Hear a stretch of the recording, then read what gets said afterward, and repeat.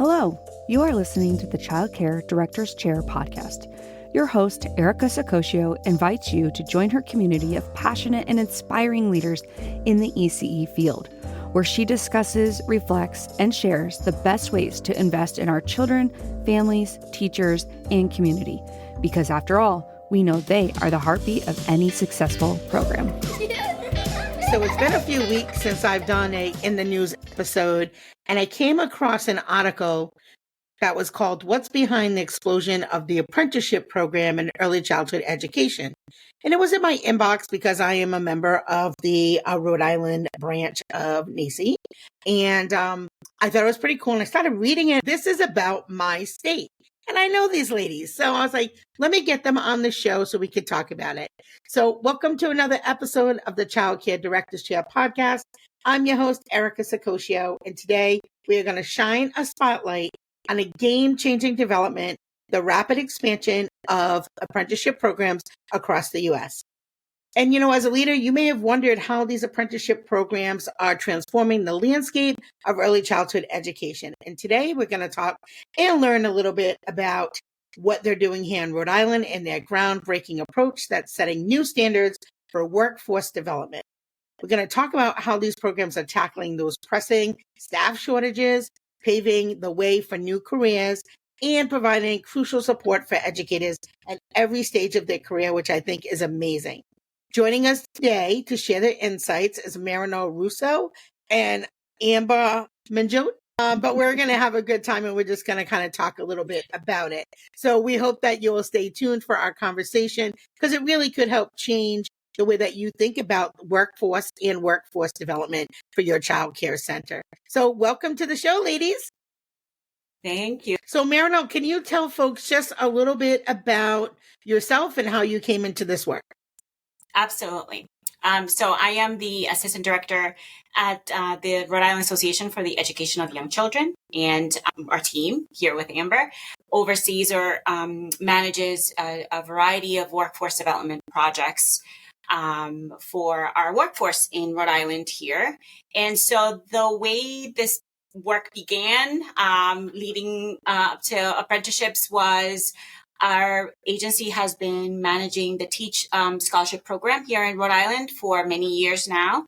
And during the pandemic, actually, coincidentally, the Department of Human Services, the Rhode Island Department of Human Services, who manages who funds the Teach Scholarship Program, approached us, for this opportunity to develop and implement an apprenticeship program specifically to support, at that point in time, infant and toddler teachers and teacher assistants. And so the work began some years ago, and now we are on our third or fourth year of the apprenticeship. And what about you, Amber? How did you come into this? I have been with RIAC for about a little over 2 years now and have worked within different capacities, but within the registered apprenticeship, I am coaching our level 1 apprentices. I come from previously working within early childhood as a preschool teacher, so it's been really special to be able to get back in the classroom kind of in a different way and working alongside educators, understanding, what they're up against in the system and how everything works. And I'm learning from them just as much as they're learning from me. And so being within this coaching role has been a special opportunity to be able to engage with the field, hone in on best practice, the ITERS tool, and work alongside my team to make sure that we are bolstering the field in some way. Thank you guys for all the work that you're doing, because as a childcare owner, it's really needed for our industry for sure. So can you provide an overview for the folks who are listening who maybe don't even know what we're talking about? What is this registered apprenticeship program? What is this? What does it entail? Yeah, absolutely. So apprenticeships have been around for many, many years. And we typically see apprenticeships in different trades. We see them in plumbing or electricians or carpentry. And so there has definitely been this interest starting at the federal level to expand apprenticeships to different trades or different fields, and education being one of them. But there's definitely that interest in exploring opportunities to support our early childhood workforce. That is sort of how it began. And to the best of your knowledge, how many states have an apprenticeship program of some kind? Do you know? Yeah, so most states either has an early childhood apprenticeship in place, or is working on an apprenticeship. I believe the last time I checked, there were 35 states around the country who were either implementing one or in the process of implementation. So there's a lot of work out there focused on that. What do you think really inspired Rhode Island to launch this program for early childhood educators? Like, what Yes, was absolutely. the inspiration? So again, the Rhode Island Department of Human Services was sort of like the one who really spearheaded all of this work, and it has been, we are as RIAC, as a vendor of the Department of Human Services, and they certainly have a lot of responsibility, I would say more so, because they're working with the littlest ones who have the highest needs at that point.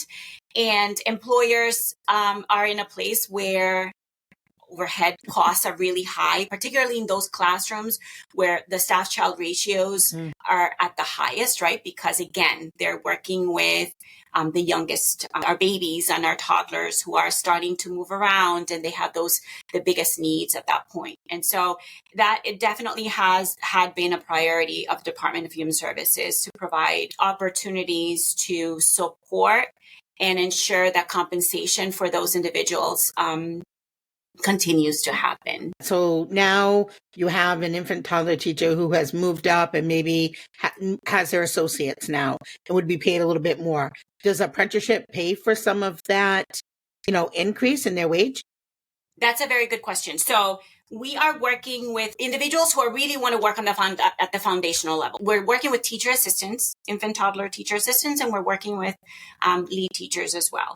And though the individuals that we're working with are folks that have either just began their journey in early childhood education, or folks who have very little experience, particularly around their education within the early childhood field. And so we're working with those individuals to either obtain credentials. So in the case of our teacher assistants are working on their CDA credential. And then in the case of our lead teachers, they are engaged in an amazing program at Rhode Island College that is a 16 credit program specifically focused in infant and toddler development. And so the folks that we're working with are not necessarily folks who have a degree in early childhood education. We prefer to work with those individuals who are sort of like, again, at that foundational level. I think what we have done in this state is provide a really great pathway for folks to go from credentialing, like the CDA credential, moving up to different levels, to even seeking a bachelor's degree or a master's degree for those folks who are interested in seeking those higher ed levels. And so, again, with this apprenticeship, we're working at that base level with folks to prepare them for that journey. Okay, so it's like the stepping stone to then they would turn over and go to teach and then move up and do that. So let's talk a little bit about what do you think, and maybe we don't know the answer, but can you walk us through how Rhode Island's program is structured and what makes it unique? Do you feel like it's unique? Do you feel that it's similar? Yeah, absolutely. I mean, yes, of course, I do think it's unique. And that's one of the reasons why I wanted Amber in this call, because, every apprenticeship out there requires 5 crucial components. So it has to be employer driven and designed. There has to be that structured on the job learning, what we call it, basically folks who are earning as they're learning, right? There has to be job related education and compensation and those credentials that then are able to carry with them anywhere they go. I think what makes this apprenticeship unique is those additional components that we have embedded in our work. So one of the things that we do very early on, we provide 2 different levels. So we're working with lead teachers and teacher assistants. For everyone who participates in this apprenticeship, we provide a pre-assessment utilizing the environmental rating scale. So specifically the environmental rating scale that looks at their learning environment for infants and toddlers. So it's called the ITERS. And for those who are watching, who are not necessarily very familiar with the environmental rating scales, is they're an opportunity to measure quality within a classroom. It doesn't capture all, but it definitely is a picture, provides a picture, an opportunity for to measure what is happening in a classroom on a given day.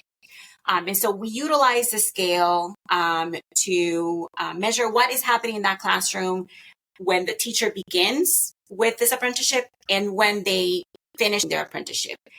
That helps us, helps the teacher, helps the employer determine opportunities for improvement for the teacher. It helps to determine or identify opportunities for the employer to support that teacher. It helps us figure out a baseline or determine where we began with that teacher and then where we ended, right? Are we seeing improvements in her teaching practices or in her classroom towards the end of her apprenticeship compared to when her apprenticeship begins? So it is definitely unique. I don't know of any other state that offers that particular piece. And it also offers the employer an opportunity. We're very much linked with our QRIS, our Quality Rating and Improvement System in our state. And so that also offers the employer an opportunity to help with rating increase opportunities because now you have a more qualified teacher in that classroom, both in practices, but also with credentialing. So that's a very important piece of this apprenticeship, again, that is very unique to us. And then the other piece is the mentoring. And again, that's why, I'm happy to have Amber here because during the pilot phase, we have, and I know we will talk about challenges and opportunities that, to learn. But one of the things that we learned during our pilot phase was the importance and the need to provide really supportive mentorship and coaching. And so that's what we do, particularly with our teacher assistants who are in our participating in our level 1 apprenticeship. And Amber can certainly talk about that in a minute. But that is something definitely unique to us that we provide utilizing a fairly new coaching mechanism called Learners. And that's it's a coaching and mentoring program that we utilize on the QRIS side, Bright Stars, that has proven to be very valuable to programs, to teachers. That's something that we have implemented on this new sort of phase of our apprenticeship. One of the, first of all, for the listeners out there, I've actually used this program at my center for some of my team members. One of the things I thought was really eye-opening for me that I thought was a benefit was the coaching. And of course, your team is great, but the coaching in the classroom from the lead teacher to the TA in the room also benefited not only the TA, but the actual lead, because it gave them an opportunity to really guide and kind of say, this is how we do things and really be supportive, but also give them an opportunity to coach themselves. And for a lot of lead teachers, that's like a new aspect. Just like Amber had mentioned earlier, like it was very exciting for her to make this change and transition in her career. I feel like it's probably the same for those who worked in the room with the TA. I know that was Robin's experience on our program. She really enjoyed, mentoring. So yeah, it's a great way to give back. What has been your perspective, Amber, as a coach and mentor? I think that the coaching visits really offer hands-on opportunities to really put the modules into context in real time, which is really what we want to see with doing these types of opportunities in professional development. It also gives me and the team an opportunity to model the best practices as it relates to the tool and kind of put on my teacher hat and get back to like that mindset where you're in a classroom, you're meeting that teacher where they're at, like you said, scaffolding based on their assessment, based on what you're seeing in real time within their interactions with their children, and really trying to meet them where they're at and model the practice we want to see and relate it to that module. So I think that piece is almost crucial, because they can do these online courses, they can do peer learning sessions and connect with their peers, but the learning is happening in the classroom, and it really gives us an opportunity to be in there and see that, and also them an opportunity to showcase their skills and, like you said, collaborate with their co-teacher and share this journey with them. So I think it's crucial to bring the pieces of the learners, the modules, and the peer learning sessions, which we'll talk about, all together. I feel like programs like this, just my perspective from using it, I feel like programs like this, they really do address the low wages and the high turnover. When you are interviewing folks and you say, here are the benefits we have, you can be part of this program. And so people coming in entry level, but even your mid-level people, like, y'all have some opportunities to mentor other teachers here at the program, and then even get invested in ECHRs. My program's been part of Bright Stars forever and ever and a day. And having opportunities to learn more about that tool is very expensive to become a rater reliable, but to have access to the materials and people who can help train and coach you, maybe not to that level, but at least to the level where you have a good understanding of the document, how to use it, and how you implement it in your classroom, I think is important. Yeah, and I have to clarify too that these assessments are done by Bright Stars assessors. So these are individuals who are going out to classrooms, and so they're getting the feedback that we're providing on this side of the sort of like the work is very much, what the QRIS would provide. And in a way, it also helps the teacher. It also desensitizes a teacher, because typically, that assessment is nerve-wracking, right? And we've talked to hundreds of teachers about the fact that it is very stressful moment for that teacher if this is her first time or his time getting that type of an observation. And so these opportunities that are not high stakes, as we call them, gives them an opportunity to say, you know what, this wasn't bad. This is it. They're helping. This is an opportunity to help me better myself as an educator. And with you saying that too, I like to make this little comment to all the childcare owners and directors out there, is the more that you go in your classrooms and do observations, the more comfortable your staff become with having somebody in the room watching them. You get to a point where you become accustomed to that. So this is why it's so important to be really engaged with what's going on on your floor. That's just something I really believe in. So Amber, is there anything you want to add to that Marinol just said, or anything you want to piggyback on there? Stay with us. We'll be right back. Are you ready to take your business to the top? Join Dr. Lyman Montgomery on Sail to the Top, the podcast that dives into the real issues business owners and HR pros face every day. From compliance headaches to team challenges, Dr. Montgomery reveals the secrets to scaling with success. Don't just survive, thrive. Listen to Sail to the Top wherever you get your podcast.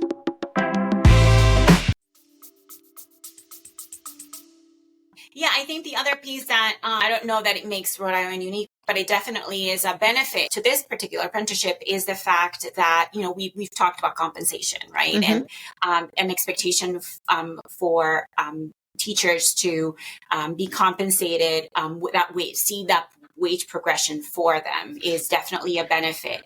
And I know that sometimes employers question where this compensation is coming from. And so, and this because you understand exactly, during the pilot phase of this program, what you were getting into at that point. And so compensation is expected to be provided by employers. The compensation from the Department of Labor and Training, the way they see compensation is coming from the employer. But the great thing about apprenticeships is that there are supports available from the Department of Human Services, who is the funder of this program, and the Department of Labor and Training. So there are typically funds from both agencies to subsidize these wage increases or wage progression. I think the biggest picture from my childcare owner lens is, and we're a 4-star program, so where DHS pays you differently based on where you are in your rating. So if you invest in your teachers, then the additional money can also come from your DHS reimbursement. Again, provided you have a lot of DHS children, but that is another place where it can come from, because what you get paid out of 1-star as opposed to a 4-star is significantly different. And you can use some of that money towards paying your teachers better wages. Absolutely. Yes, absolutely. Yeah. So that's definitely something that is important for employers to know, that there are the financial supports available to ensure that compensation is happening without affecting the employer's bottom line. Okay. Amber, can you talk a little bit about what you feel like maybe some of the key lessons that were learned during the apprenticeship program, like the good, the bad, the ugly? What do you think?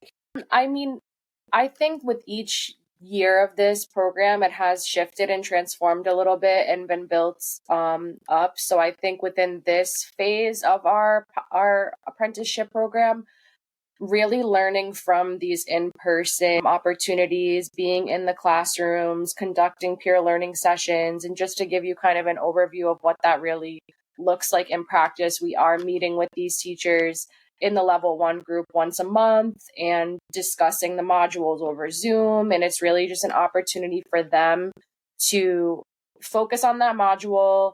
We're focusing on 9 areas of the ITERs. And so each month we'll focus in, engage with one another regarding that module. And we're really just reflecting with them on that practice, how it showed up in their classroom that week. We're facilitating with open-ended questions. So I'm learning every single month. I feel like we're still learning from how to structure these conversations with educators, how to make this information less stagnant on a screen and more relatable to their practice and their day-to-day life. And so when we're talking about encouraging children to communicate, or a great question your child's had, and we ask that question on a Zoom call and we hear folks going back and forth, these are opportunities that we're constantly learning from. So I think having that in conjunction with the coaching visits where they're workshopping goals, I think that in our previous years, we had been a little hands off and had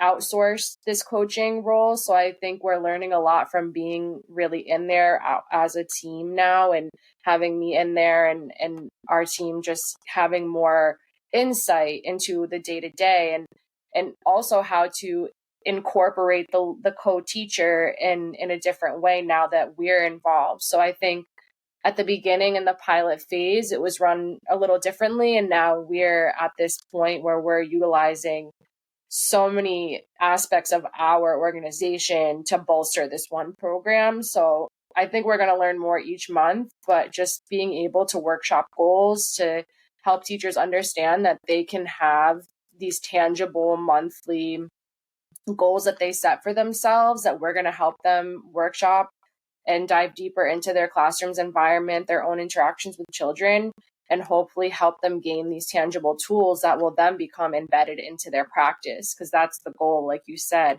The more folks that come in, the more they're interacting with us and with each other as teachers, as a community in their childcare center, they're going to start to have this become their practice. And it's not just something that they're setting a goal for. It's going to be something they do routinely.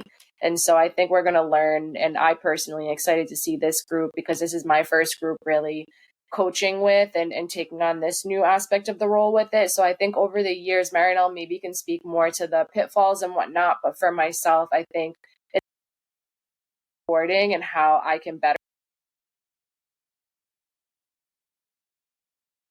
We can have them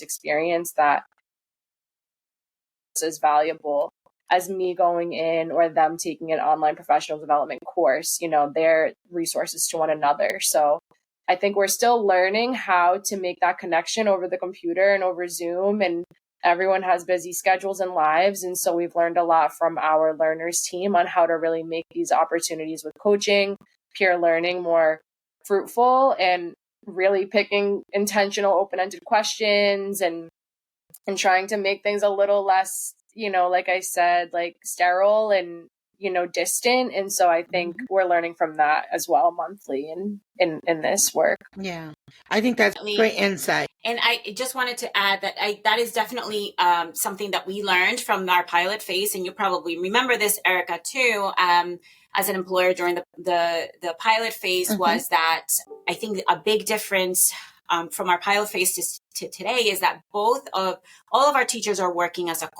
cohorts. So we're helping them. They're sort of like moving along this apprenticeship as a group. They're learning from each other. And so we're ensuring that they're kind of finishing the work together. It helps them and encourages them to work together and finish the work. Whereas during the pilot phase for our level 1 folks, it was a little bit challenging because everyone was sort of like working on their own professional development. And so we're definitely seeing the difference with those folks this time around.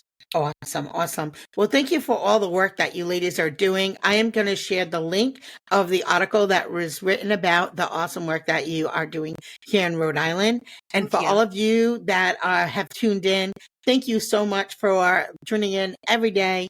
We love you guys so much. All my friends down in Woonsocket, West Warwick, and of course, all across the country. But I wanted to say hello to our Rhode Island people because I see you all the time in our stats. So if you enjoyed what you heard today and you really could take a moment, just give us a rating or review of our podcast. Your feedback really does help us grow and reach more awesome listeners just like you. So hit that rating button there and leave us a review. Thank you so much. And as always, remember, it's the small details that make a big impact on the success of your childcare business. Have a good day. So I will let you know when we release it. Well, all the cute little kiddos have been picked up and it's time to go home. And that'll do it for another episode of the Childcare Director's Chair. Please leave a review so Erica knows the information is helping you to manage and improve your childcare centers. Remember to subscribe to get the latest episode from Erica's Childcare Director's Chair.